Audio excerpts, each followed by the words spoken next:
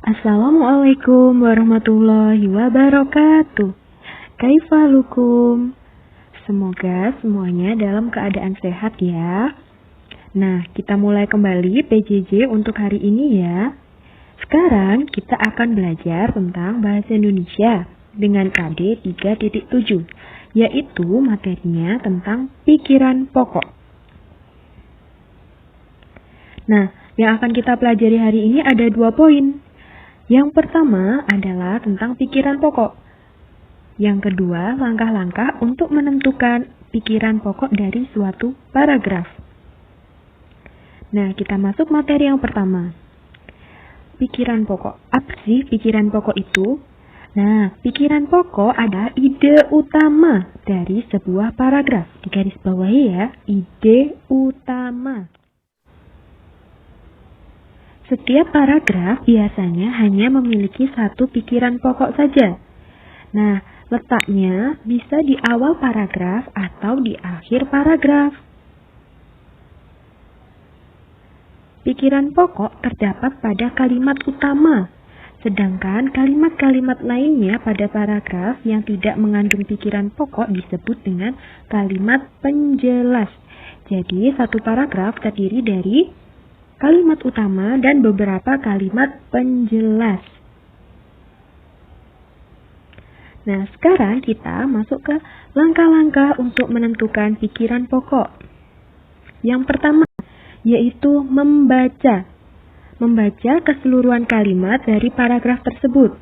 Tapi, tekankan pada kalimat pertama dan kalimat akhirnya untuk memudahkan langkah selanjutnya.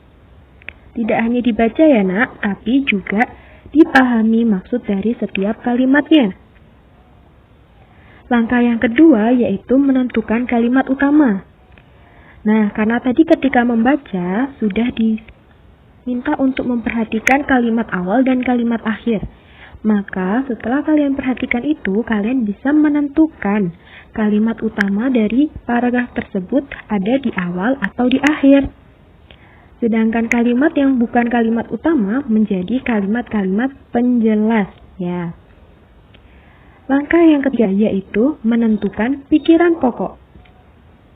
Karena pikiran pokok terdapat di kalimat utama dari suatu paragraf. Cari inti dari kalimat yang sudah kalian temukan tersebut. Nah, kalau masih bingung, mari perhatikan contoh berikut ini. Tentukan pokok pikiran dari paragraf di bawah ini. Nah, di sini ada sebuah paragraf yang terdiri dari 5 kalimat.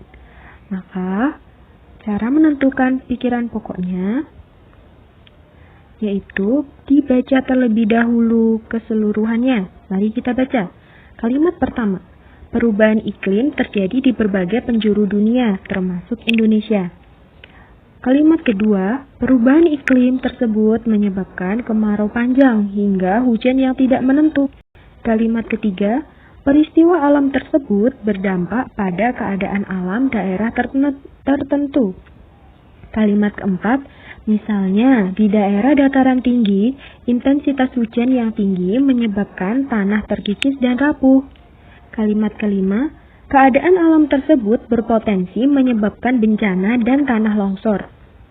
Nah, dari kelima kalimat tersebut, kalimat pertama membahas tentang perubahan iklim yang sedang terjadi, sedangkan kalimat kedua, ketiga, keempat, dan kelima membahas dampak dari perubahan iklim. Maka, kalimat utama dari paragraf tersebut adalah kalimat pertama, sedangkan kalimat kedua, ketiga, keempat, dan kelima merupakan kalimat-kalimat penjelas. Ya, benar. Nah, karena kalimat utamanya yaitu perubahan iklim terjadi di berbagai penjuru dunia termasuk Indonesia, maka pikiran pokok dari kalimat tersebut adalah perubahan iklim terjadi di berbagai penjuru dunia. Jadi inti dari keseluruhan paragraf yaitu tentang perubahan iklim yang terjadi di berbagai penjuru dunia. Sudah paham anak-anak? Semoga sudah ya. Jazakumullahu khairan sudah menyimak dengan baik. Wassalamualaikum warahmatullahi wabarakatuh.